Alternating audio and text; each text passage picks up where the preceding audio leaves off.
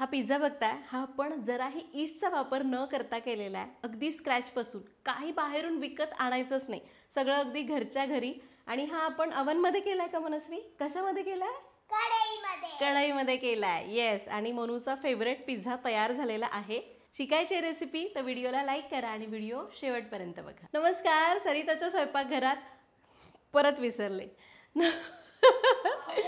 नमस्कार, सरिता आणि मनस्वीच्या स्वयंपाकघरात आज आम्ही काय करणार आहोत?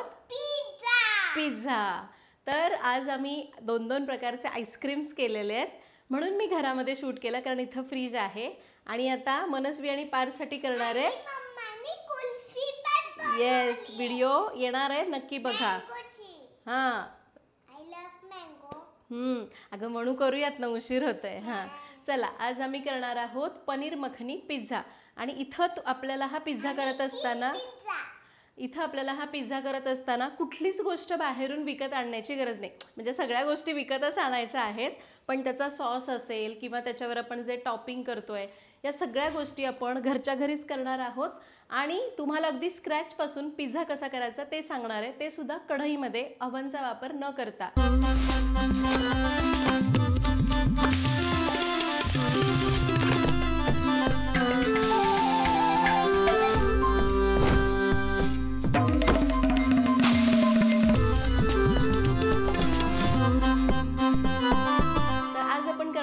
पनीर मखनी पिझ्झा. तर हा पिझ्झा आपण 6 ते 7 स्टेप्समध्ये करतो. पहिली स्टेप आहे टोमॅटोची प्युरी करायची. त्यासाठी साहित्य काय लागणार आहे ते बघूया. तर टोमॅटो प्युरीसाठी आपल्याला लागणार आहेत 6 ते 7 चांगले पिकलेले मध्यम आकाराचे टोमॅटो. तर आपण 2 स्टेप्ससाठीचं साहित्य बघितलं. पहिल्यांदा आपण टोमॅटोची प्युरी करणार आहे, त्याचं साहित्य म्हणजे फक्त टोमॅटोज. आणि जे बाकीचे मसाले, दूध, क्रीम आपण वापरणार आहोत मखनी सॉस करण्यासाठी. आता पहिल्यांदा आपण पहिली स्टेप करूयात, टोमॅटोची प्युरी करून घेऊ. तर पहिल्यांदा आपण जे टोमॅटो घेतलेले आहेत त्याच्या मोठ्या मोठ्या फोडी करूया. तर टोमॅटोच्या मोठ्या मोठ्या फोडी केल्या. आता याला मिक्सरमधनं पेस्ट करून घ्यायची. तर पाणी अजिबात घालायचं नाही आणि याची पेस्ट करायची. तर हे बघा, आपली ही टोमॅटोची पेस्ट तयार झालेली आहे. आता याची प्युरी जी आपण मार्केटमधनं आणतो ना, ती करण्यासाठी हिला गाळून घ्यायचं. याच्यातल्या फक्त बिया आपल्याला वेगळ्या करायच्या. तर हे बघा, हा चोथा आणि बिया खाली राहिलेला आहे. आणि आपली ही टोमॅटोची प्युरी आपल्याला मिळालेली आहे, पण ही अजून कच्ची आहे. तर आपल्याला टोमॅटोचा हा गर तर मिळालेला आहे, पण मार्केटसारखी टोमॅटो प्युरी करायची आहे तर आपल्याला तिला शिजवून घ्यावं लागणार आहे. गॅस चालू केला आहे. आता कढई गरम करत ठेवली, त्यामध्ये ही टोमॅटोची प्युरी काढायची आणि याला एक उकळी आणायची. तर 1 मिनिटभरातच बघा याला मस्त उकळी आली आहे. आता गॅस कमी करूयात आणि ही प्युरी एक 5 ते 7 मिनिटं शिजवून थोडीशी दाटसर करून घेऊ. तर एक 5 ते 6 मिनिटं मंद आचेवर शिजवलं आणि हे बघा, आपली छान दाटसर टोमॅटोची प्युरी तयार झाली आहे. तर ही टोमॅटोची प्युरी आपण घरी केली आहे, रंग वापरला नाही, कॉर्नफ्लोअर घातलं नाही. मार्केटमध्ये रंग वापरला जातो, कॉर्नफ्लोअर घातलं जातं दाटसरपणासाठी. त्यामुळं या घरच्या टोमॅटो प्युरीची चव भारीच लागणार आहे. तुम्हाला इतर कुठल्या गोष्टींसाठी जरी टोमॅटो प्युरी करायची असेल ना, तरी या पद्धतीने करून ठेवा. फ्रीजमध्ये ठेवली की छान अशी 8 दिवस टिकते. चला, आता टोमॅटो प्युरी झालेली आहे. आता आपण दुसरी स्टेप करतोय मखनी सॉस. त्यासाठी साहित्य काय लागणार आहे ते बघूया. पनीर मखनी सॉससाठी आपल्याला काय लागणार आहे ते बघूयात. तर आपण घेतलाय 1 टेबलस्पून मैदा, 1 टीस्पून धनेपूड, 1 टेबलस्पून बेडगी मिरची पावडर, 1 टीस्पून आलं लसणीची ताजी पेस्ट, 1 टीस्पून कसुरी मेथी, अर्धा टीस्पून गरम मसाला, चवीपुरतं मीठ. अरे वा, मनस्वीला पण पाठ झालंय. चवीपुरतं मीठ, 1 टेबलस्पून बटर लागेल, 1 टीस्पून साखर आणि इथं मी घेतली फ्रेश क्रीम, अर्धा कपाला थोडीशी कमी.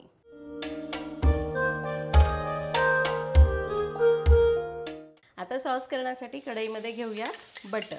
यामध्ये आपण हे सगळे मसाले आणि आलं लसूण पेस्ट, मैदा सगळं घालायचं आहे जे आपण मगाशी काढलं होतं. यामध्ये आपण घेतली आलं लसणाची पेस्ट, लाल तिखट, धने जिरे पूड, त्याचबरोबर गरम मसाला आहे, कसुरी मेथी आहे. मंद आचेवर याला ठेवायचं, मिनिटभर परतायचं. याला मिनिटभर परतलं. आता आपण ही जी टोमॅटोची प्युरी करून घेतली आहे ही यामध्ये घालायची.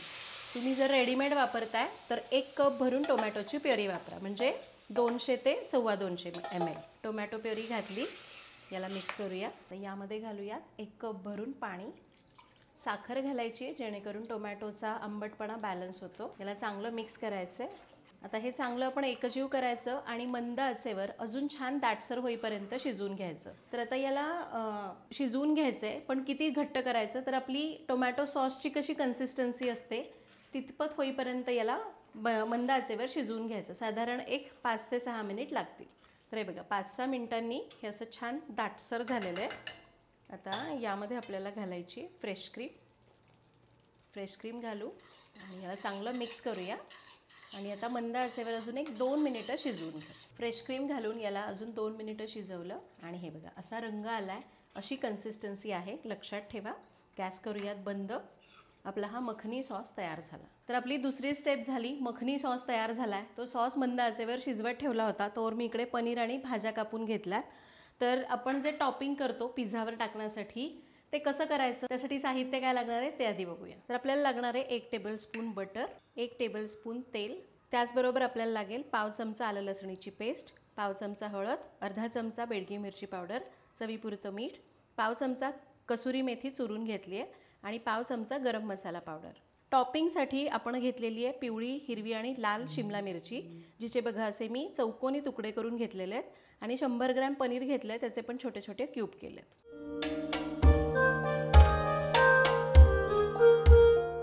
तर आता कढई गरम करायला ठेवली आहे, त्यामध्ये घेऊयात तेल. आणि हे आपलं सरिताज किचनचं लाकडी घाण्याचं तेल आहे, जे शुद्ध पारंपरिक आहे. एकदा जरूर वापरून बघा. ऑर्डर करण्याची लिंक डिस्क्रिप्शन बॉक्समध्ये दिली आहे. यामध्ये घालायचं आहे बटर. गॅस करायचा आहे कमी. बटर थोडंसं मेल्ट होऊन द्यायचं. आता बटर मेल्ट होत आलं की यामध्ये घालूयात आलं लसणीची पेस्ट. ही पेस्ट मंद आचेवर परतायची. आलं लसणीची पेस्ट परतली. आता यामध्ये हे मसाले घालूयात. हळद, मिरची पावडर, गरम मसाला, कसुरी मेथी आणि मीठ. गॅस कमीच ठेवायचा. मसाले मिनिटभर परतून घ्यायचे. मसाले मस्त परतलेले. आता यामध्ये घालूयात भाज्या. पनीरचे तुकडे घालायचे आणि शिमला मिरची. आता आपण गॅस थोडा मोठा करूया आणि यांना 2 ते 3 मिनिटांसाठी परतून घेऊ. तर पनीर मखनी पिझ्झा करताना टॉपिंगमध्ये फक्त पनीरचा वापर केला जातो. असाच मसाला करायचा आणि फक्त पनीरचे क्यूब परतून घ्यायचे. पण इथं मी शिमला मिरचीचे तुकडे वापरलेले आहेत. मुलांना थोडंसं भाज्या पण असाव्यात म्हणून. आणि तुम्हाला पाहिजे तर कांद्याच्या पाकळ्या करून सुद्धा यामध्ये वापरू शकता. जसं तुम्हाला आवडतं तसं. फक्त मसाला कसा करायचा ते लक्षात घ्या. आणि इथे शक्यतो याला मोठ्या गॅसवर परतायचं भाज्या टाकल्यानंतर, म्हणजे मग पाणी सुटत नाही आणि टॉपिंग व्यवस्थित ठेवता येतं. तर भाज्या 2-3 मिनिटं मोठ्या आचेवर परतल्या आणि आपलं हे पिझ्झाचं टॉपिंग तयार झालं. तर 3 सगळ्यात महत्त्वाच्या स्टेप्स आपल्या झालेल्या आहेत. टोमॅटो प्युरी झाली, त्यापासून मखनी सॉस केलेला आहे, त्याबरोबर पिझ्झाचं टॉपिंग तयार करून घेतलं आहे. आता सगळ्यात महत्त्वाची आता चौथी स्टेप आहे. आपल्याला पिझ्झा बेससाठीचं पीठ तयार करायचं आहे. त्यासाठी साहित्य काय लागणार आहे ते बघूया. तर आपण सगळं साहित्य या कपाने मोजून घेतलं आहे. आपल्याला लागणार आहे 2 कप मैदा. त्यासाठी पाऊण ते 1 कप दही लागणार आहे. दह्याचा अंदाज परत सांगेनच. 1 टीस्पून बेकिंग पावडर, अर्धा टीस्पून खाण्याचा सोडा, 2 टेबलस्पून पिठी साखर आणि चवीपुरतं मीठ लागेल.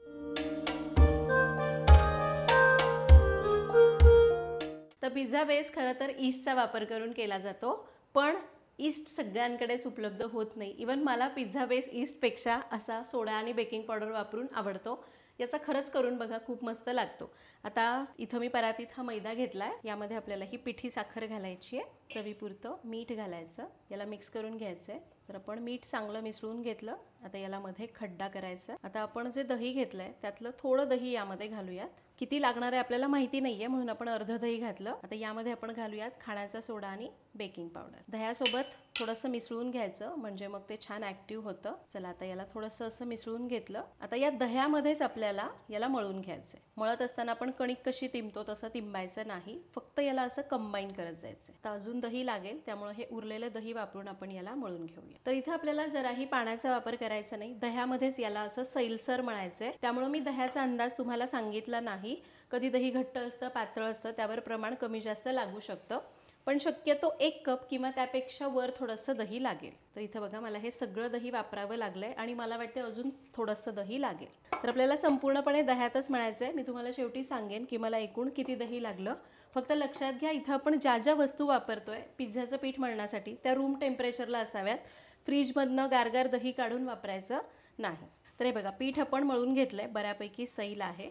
तर आपण काय करू, याला थोडंसं तेल लावून घ्यायचं आहे तर याला आपण थोडंसं तेल लावून घेतलं, हे बघा अशी कन्सिस्टन्सी आहे, आणि याच्यावर झाकून याला 10 मिनिटं भिजू द्यायचं. आणि हे पीठ वळण्यासाठी मला एकूण 1 कप आणि वर साधारण 2 टेबलस्पून दह्याचा वापर करावा लागेल. याला 10 मिनिटं भिजू देऊ. तर एक 10 मिनिट झालेली आहेत, आपण याला चेक करूया. तर हे बघा, हे असं इतपत सैल आहे. आता आपण काय करूया, थोडं थोडं तेल लावायचं आणि याला चांगलं मळून घ्यायचं. शक्यतो अशी परातच घ्यायची आणि याला मळून चांगलं मऊ करायचं. एक 5 ते 6 मिनिटं याला असंच मळून घेऊ. तर हे बघा, आपण याला छान असं मऊ करून घेतलंय. तर हे बघा, आपण याला मस्त मऊ करून घेतलंय. मग अशी गुठळ्या गुठळ्या दिसत होत्या, आता हे छान मऊ झालंय. आता याचे समान भाग करून घेऊ.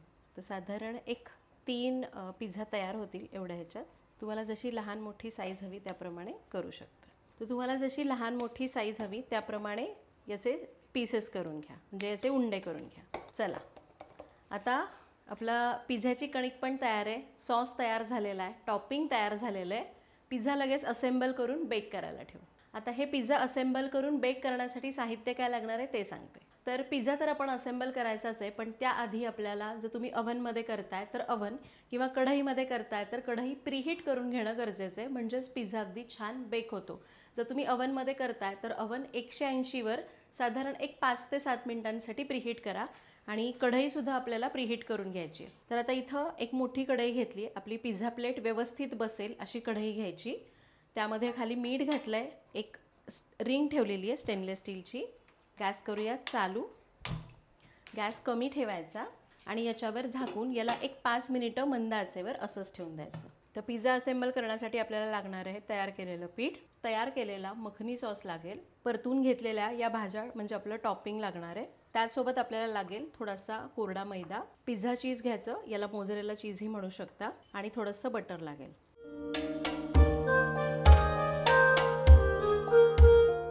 तर इथं माझ्याकडे या साईजची पिझ्झा प्लेट आहे. तुमच्याकडे जी कोणती ताटली असेल तिच्यामध्ये तुम्ही केलं तरी चालेल. त्या साईजप्रमाणे आपल्याला उंडा घ्यायचा आहे. तर बऱ्यापैकी मोठा पिझ्झा होणार आहे. तर या पिझ्झा प्लेटला बघा, मी बटर पेपर लावून घेतला आहे, आणि बटर पेपरला सुद्धा मी वरून हे बटर लावलेलं आहे, त्यामुळे पिझ्झा छान असा शेकला जातो. आता आपण काय करूयात, पोळपाटावर थोडंसं मैदा घालायचा आणि हातानेच आपल्याला हा पिझ्झा बेस असा सरकवून मोठा करायचा आहे, लाटून करायचा नाही. तर हे बघा, आपण याला तयार करून घेतलं आहे. फक्त काय करायचं, करत असताना आपल्याला कडेला थोडंसं जाड ठेवायचं आहे, म्हणजे आतलं टॉपिंग फुगून बाहेर येणार नाही. असं मध्ये ना, असं याला आपण हे कसं करतो, थोडासा खड्डा करून घ्यायचा आहे या प्रकारे. आता याला असं दुमडून घेऊया, आपल्या पिझ्झा प्लेटवर ठेवायचं आहे. तर याला पुन्हा एकदा यामध्ये सेट करूया. चला, आपण याला पसरून घेतलं आहे, खूप जाड नाही किंवा खूप पातळ नाही. आता याला काटे चमच्याने टोकून घ्यायचं, म्हणजे पिझ्झा फुगणार नाही. चला, आता आपण यावर लावूया तयार केलेला मखनी पिझ्झा सॉस. साधारण 1 टेबलस्पून सॉस घेतला आहे, किंवा तुम्ही आवडीप्रमाणे कमी जास्त करू शकता. तर आता घरी आपण करतोय तर आपल्याला हवं तसं प्रमाण कमी जास्त करू शकतो. जे पदार्थ आवडतात ते जास्त घालायचे, आणि जे नाही आवडत ते नाही घालायचे किंवा कमी घालायचे. तर इथं मी जवळपास 1.5 टेबलस्पून सॉस घेतला आहे. तुम्हाला कमी आवडत असेल तर 1 टेबलस्पून असं चांगला पसरून घ्या. तर चला, सॉस इथं पसरून घेतला आहे. आता आपण थोडंसं चीज यावर घालूया. तर हे पिझ्झा चीज आहे, तुम्हाला आवडत असेल, नाही मिळालं तर दुसरं कोणतंही चीज वापरू शकता, पण हे पिझ्झासाठी जे वापरतात ना ते चवीलाही छान लागतं आणि पिझ्झा चांगला फुलतो पण. जसं आवडतं तेवढं चीजचं प्रमाण ठेवायचं. आता हे झालं. आता यावर आपण आवडीप्रमाणे टॉपिंग्स ठेवू. तर पहिल्यांदा आपण सगळे पनीरचे तुकडे लावूया. आता शिमला मिरची. तर टॉपिंग्स लावून घेतले. आता इथं हे मऊ झालेलं बटर आहे, ते आपल्याला याच्या कडांना लावायचं आहे, म्हणजे काय, हे छान बेक होतात आणि रंग पण चांगला येतो.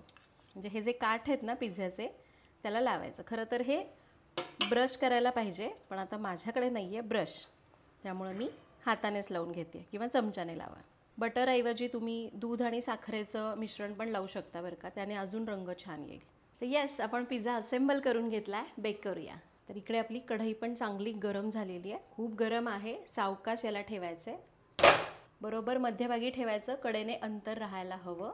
तर याला आपण बरोबर मध्यभागी ठेवलं, कडेने थोडंसं अंतर आहे, याच्यावर झाकण ठेवायचं आणि याला एकदम कमी आचेवर 15 ते 17 मिनिटांसाठी बेक करायचं. तर आता गॅस एकदम कमी करायचा आणि याला एकदम कमी आचेवर 15 ते 20 मिनिटांसाठी बेक करायचं. तुम्ही जर ओव्हनमध्ये करताय तर ओव्हनमध्ये सुद्धा तुम्हाला एवढाच टाईम लागेल 180 डिग्रीवर. तर बरोबर 20 मिनिट झालेली आहेत.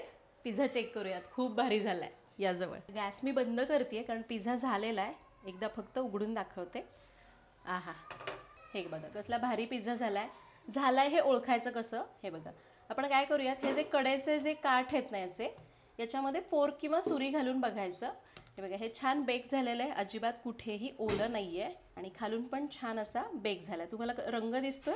येस, मस्त बेक झाला आहे. गॅस बंद करू आणि याला काढून घेऊ. तर आपला पिझ्झा तयार झाला आहे. मनस्वी पण गार्डनला जाऊन आली आणि आता छान तयार होऊन बसलेली पिझ्झा खाण्यासाठी.